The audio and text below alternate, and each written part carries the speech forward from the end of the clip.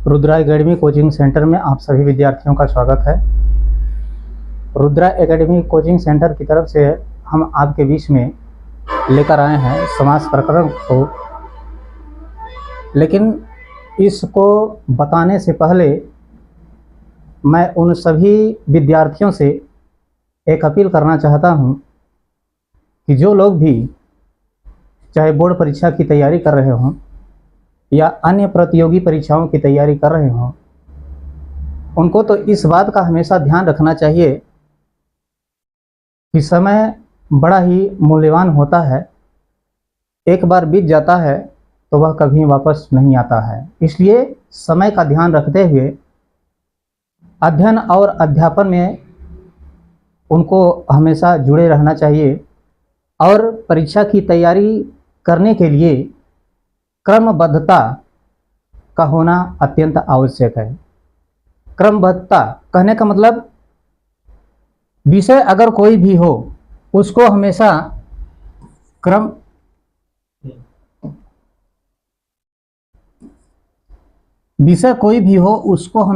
क्रमबद्ध रूप से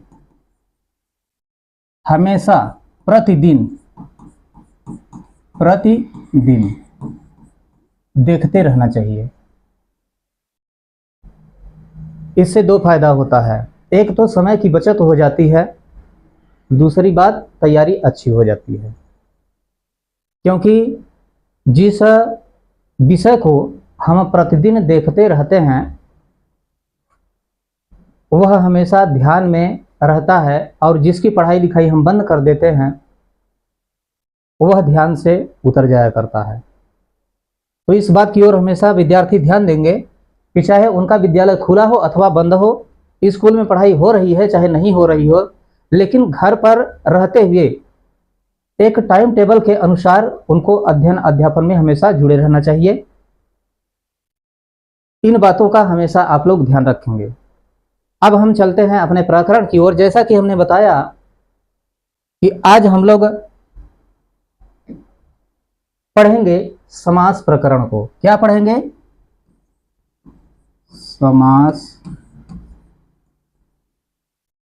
समास प्रकरण को पढ़ेंगे। एक बात को हमेशा आप लोग ध्यान रखेंगे, हमने पहले भी बताया था, आज भी हम बता दे रहे हैं, कक्षाओं में भी यही बातें दोहराई जाती हैं कि जो कोई भी शब्द हो, जो हमारा मेन प्रकरण है जिसको आप हेडिंग से कहते हैं, उसके अर्थ के ऊपर विशेष रूप से हमें ध्यान देना चाहिए। तो आइए सबसे पहले हम इसके अर्थ की ओर ध्यान देते हैं। समास का अर्थ क्या है? ध्यान से देखिए। समास सम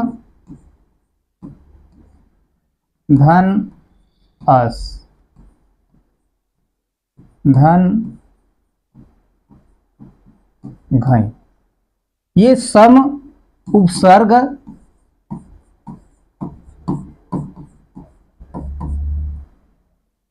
और घई प्रत्यय और अस क्या है? अस धातु है। ये तीन के मेल से बना हुआ है। घई प्रत्यय को आपने अगर पढ़ा होगा तो पढ़ा होगा, नहीं पढ़ा होगा तो इस बात को हमेशा आप लोग ध्यान में रखेंगे कि जब यह किसी मूल शब्द में जुड़ता है तो यह घई के स्थान पर अ हो जाता है और केवल यही अ किसी शब्द में जुड़ता है। तो इस हिसाब से देखा जाए तो यह केवल दो शब्दों के योग से बना है। समास केवल दो शब्दों के योग से बना है। कौन कौन? सम और अस। अब ये जो दो शब्द हैं, सबसे पहले हमको इसके बारे में जानना जरूरी है। सम का अर्थ क्या होता है? अस का अर्थ क्या होता है? जब हम इन दोनों के अर्थ को भली भांति जान लेंगे तो समास के अर्थ को भली भांति हम जान लेंगे। अगर अर्थ हमको पूर्ण रूप से मालूम है तो हमारी समस्याओं का समाधान आधा तो इसके अर्थ निकालने में ही हो जाता है। बाकी समस्याओं के समाधान के लिए हम और आप दोनों लोग हैं। तो सम का मतलब क्या होता है? सम का मतलब होता है समीप। क्या होता है? समीप। सम का मतलब होता है समीप। और अस का मतलब होता है बैठना।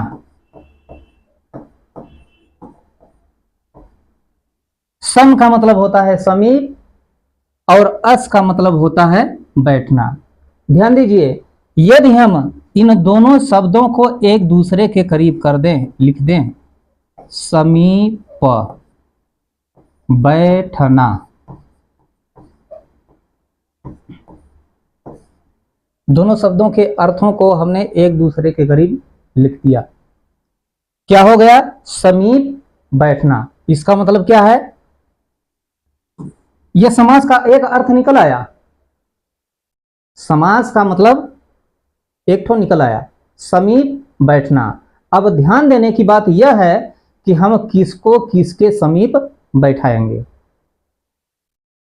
संसार का हर एक मनुष्य उसी के पास बैठता है जिसके पास ज्ञान होता है, या जो अपना इष्ट होता है, या जो अपना प्रेमी होता है, या जो अपना सगा संबंधी होता है। इससे इतरेतर वह दूसरे के पास नहीं बैठता है। तो यहां हम किसी मनुष्य को नहीं बैठाएंगे, किसी पशु पक्षी को नहीं बैठाएंगे, बल्कि हम किसको बैठाएंगे? एक शब्द को दूसरे शब्द के पास बैठाएंगे, एक पद को दूसरे पद के पास बैठाएंगे। और उन दोनों, कहने का मतलब कि एक शब्द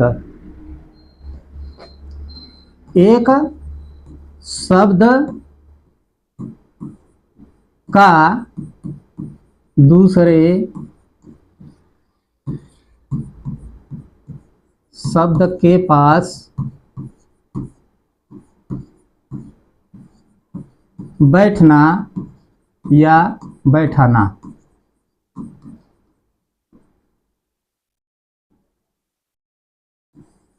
इसका मतलब यह हुआ, एक शब्द का दूसरे शब्द के पास बैठना या बैठाना।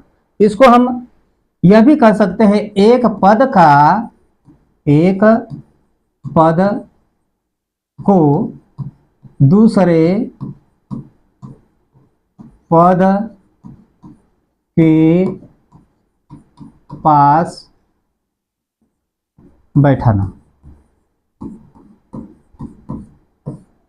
अगर हम एक पद को दूसरे पद के पास बैठाते हैं या एक शब्द को दूसरे शब्द के पास बैठाते हैं, तो इसके अनुसार ये जो नीचे दोनों पदों का या दोनों शब्दों का अर्थ लिखा हुआ है, इसके अनुसार समास का यही अर्थ होगा कि एक पद को दूसरे पद के साथ पास बैठाना या एक शब्द को दूसरे शब्द के पास बैठाना ही समास कहलाता है। लेकिन अभी इसमें भी कुछ बातें ऐसी है जिसके विषय में हमको पूर्ण रूप से जानने की आवश्यकता है।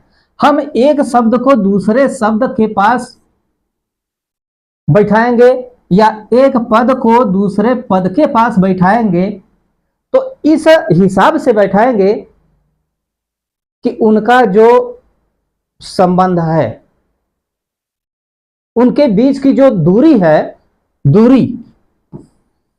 है, उनके बीच की दूरी जो है वह अत्यंत कम हो जाए।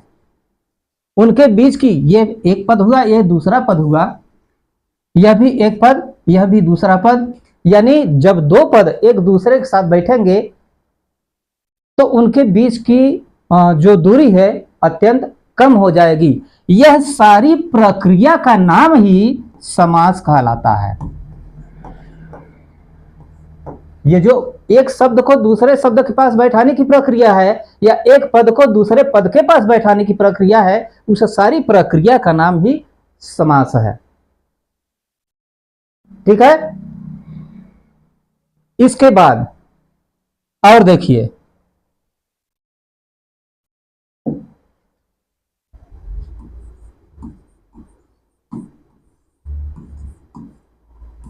इसके पुनः संधि विच्छेद मैं कर रहा हूं फिर से। सम और आस,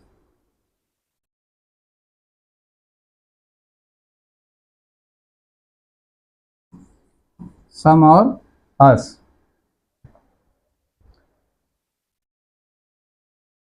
एक बार हमने दोनों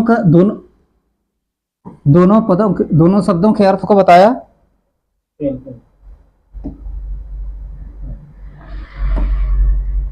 एक बार हमने दोनों शब्दों के अर्थ को बताया।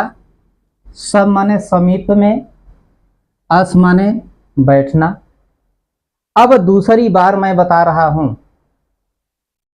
सम का मतलब होता है संक्षिप्त। सम का मतलब क्या होता है? संक्षिप्त। और अस का मतलब होता है कथन। यदि पहली बार जो हमने अर्थ बताया वह अर्थ समझ में न आया हो तो हमें विश्वास है कि इस बार समास का अर्थ भली भांति आपको समझ में आ जाएगा। सम का मतलब क्या होता है? संक्षिप्त। और अस का मतलब क्या होता है? कथन। कहने का मतलब संक्षिप्त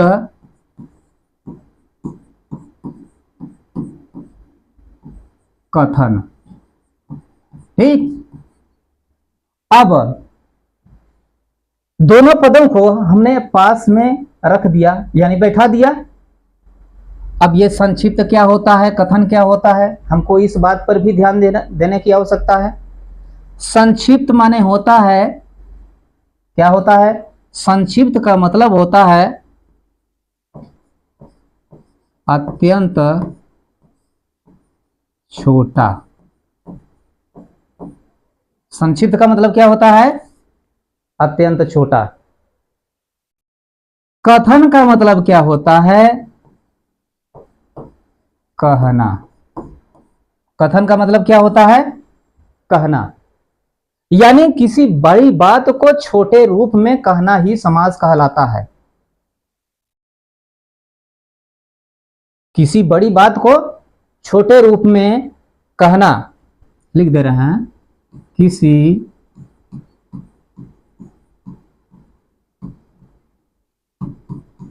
बड़ी बात को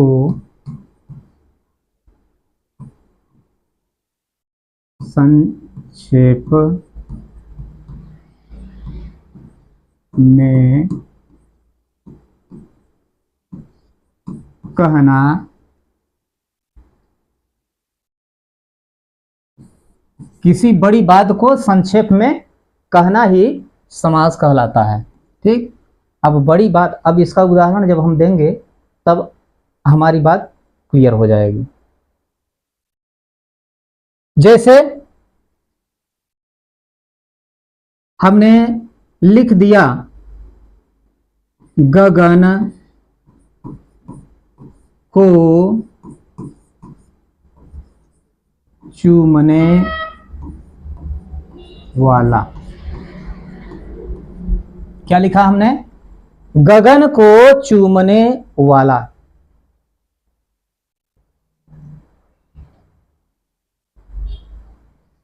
एक, दो, तीन, चार शब्द हैं। अगर ये जो लिखा हुआ है इस पूरे को बोले हम, ये जो पूरा लिखा हुआ है अगर हम लिखना चाहें तो अधिक जगह की आवश्यकता पड़ेगी, अधिक स्याही की आवश्यकता पड़ेगी, और इसको हम कहें तो अधिक समय की भी आवश्यकता होगी।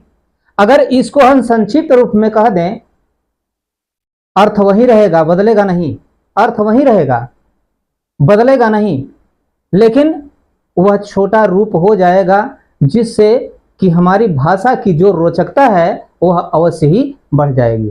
तो हम इसको बड़े आराम से कह सकते हैं गगनचुंबी। क्या कहेंगे? गगनचुंबी।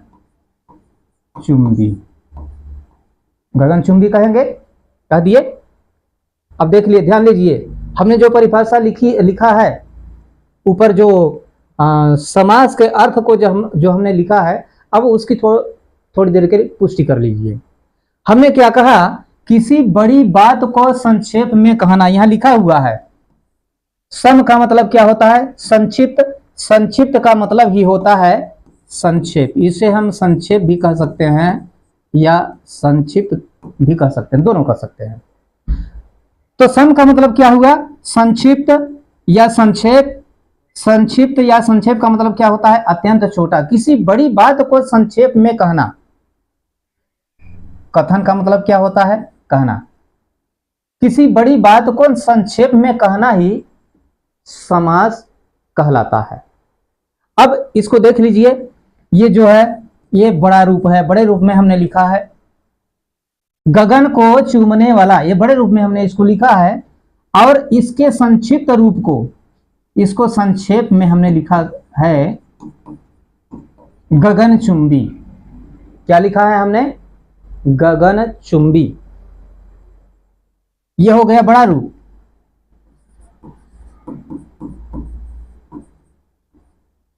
ये हो गया बड़ा रूप, ये हो गया संक्षेप यानी छोटा रूप। ठीक है।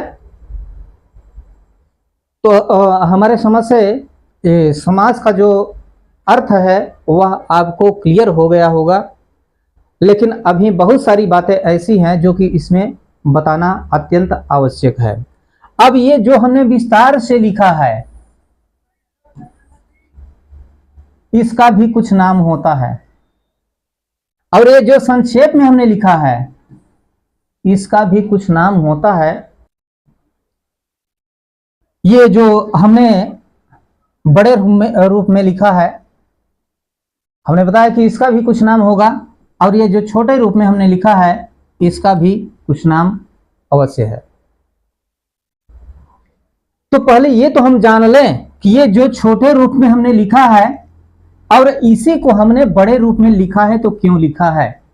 ऐसा कौन सा कारण है कि हमने उसी बात को छोटे रूप में भी लिख दिया और उसी बात को हमने बड़े रूप में भी लिख दिया?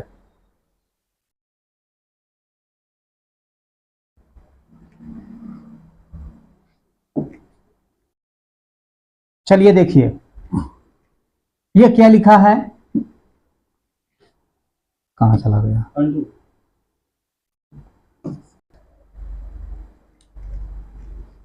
क्या लिखा है यह? गगनचुंबी। देखिए ध्यान से, गगनचुंबी।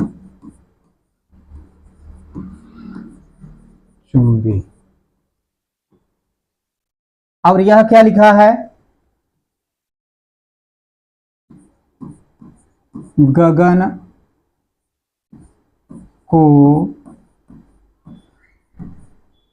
चूमने वाला। ठीक, यह लिखा है गगन को चूमने वाला और यह लिखा है गगनचुंबी। हमने पहले ही बता दिया है दोनों के अर्थ एक ही हैं, दोनों एक ही बात लिखी गई है। अगर इसका हम अर्थ लगाएं या इस बात की ओर हम ध्यान दें कि यह जो लिखा हुआ है इसमें दो शब्द सम्मिलित हैं, एक है गगन और एक है चुंबी। अगर दोनों के अर्थ को हम लगाएं तो गगन और चुंबी माने चूमने वाला। यही बात यहां पर लिखा हुआ है, गगन को चूमने वाला, यानी एकदम सीधे सीधे लिखा है।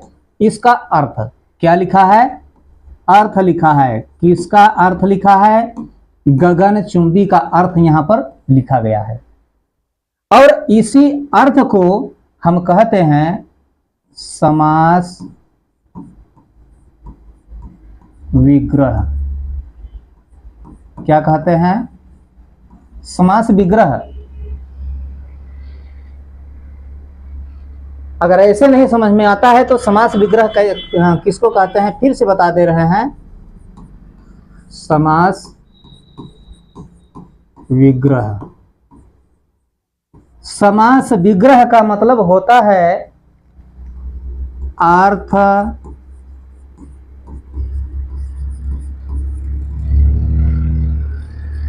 बोधक वाक्य। समास विग्रह का मतलब होता है अर्थबोधक वाक्य। अभी इसमें जितने भी शब्द लिखे हैं इसके ऊपर भी थोड़ा ध्यान दे लीजिए। अर्थ अर्थ आप लोग जानते ही हैं, बोधक। बोधक क्या लिखा है? बोधक।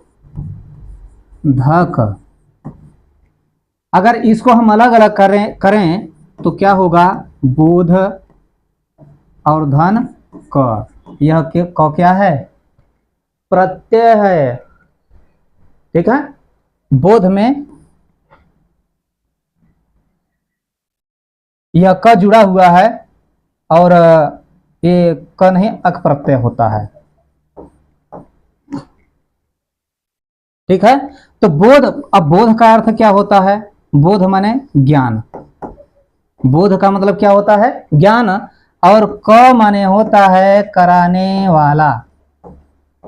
कराने वाला।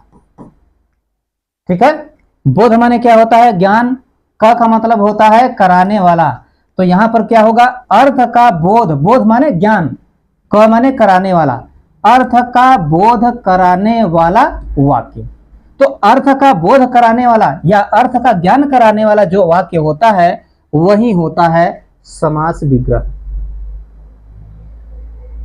या सीधे सीधे हम अर्थ भी कह सकते हैं कि जो सीधे सीधे अर्थ लगाता है हम उसको समास विग्रह के नाम से जानते हैं।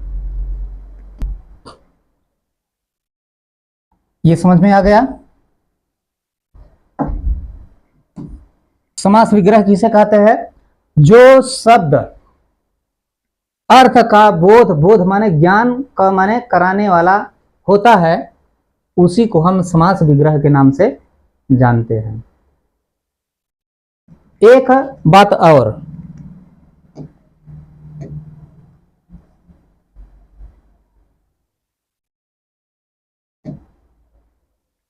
इसी के साथ एक चीज और है, उसको भी ध्यान दे लीजिए।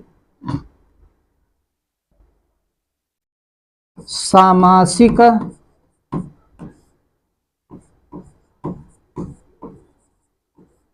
पद या समस्त पद। समास प्रक्रिया में ये दोनों अत्यंत महत्वपूर्ण स्थान रखते हैं। समास की प्रक्रिया में ये दोनों बातें बहुत महत्वपूर्ण स्थान रखती हैं। समास विग्रह को आपने समझ लिया। अब ये सामासिक पद किसको कहते हैं या समस्त पद किसको कहते हैं, इस बात के ऊपर भी थोड़ा ध्यान दे लीजिए।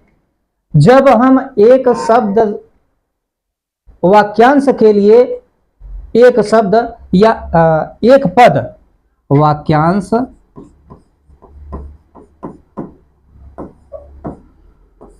वाक्यांश के लिए एक पद, वाक्यांश के लिए एक पद की रचना करते हैं या लिखते हैं,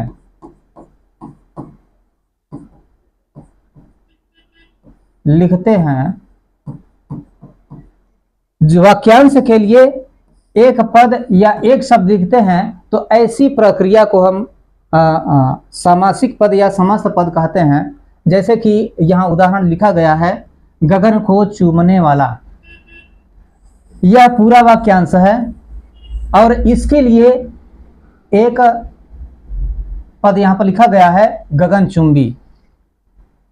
तो यह जो गगनचुंबी है यही है सामासिक पद। गगन चुंबी, यह क्या है? समस्त पद, या सामासिक पद। यह क्या है?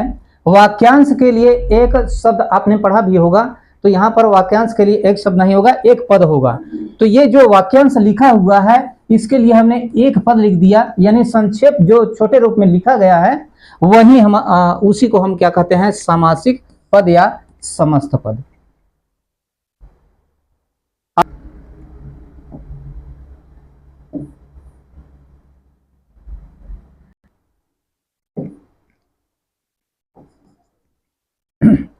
देखिए, अब एक बात की ओर और हम ध्यान आकर्षित करा देना चाहते हैं सबका।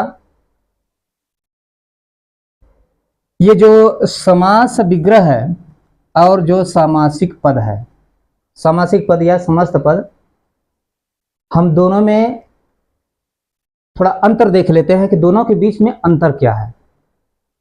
ठीक है, समास विग्रह, समास विग्रह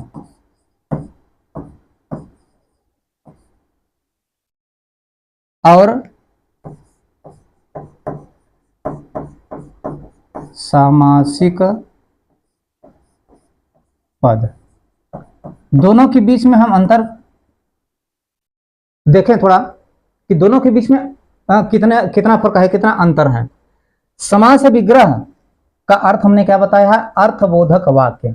तो यहां पर इस उदाहरण में अर्थबोधक वाक्य यही है, यानी इसको विस्तृत रूप में लिखा गया है। क्या लिखा गया है, विस्तृत,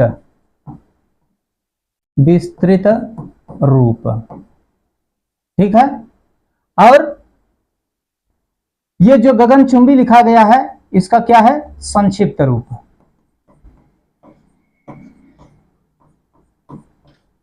कहने का मतलब, और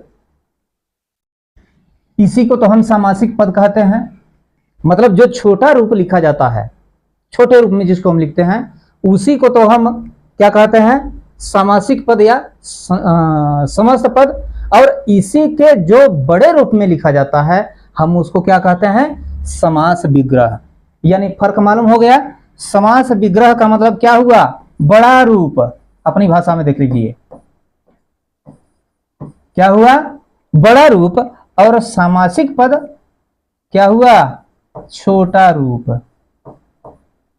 ठीक है, इसको हम ऐसे भी लिख सकते हैं, या यही लिख दीजिए, विस्तृत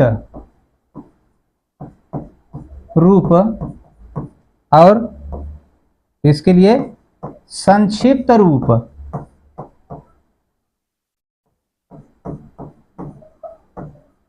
संक्षिप्त रूप, ये दोनों का अंतर आपको दिखा दिए, बता करके क्लियर हो गया होगा शायद।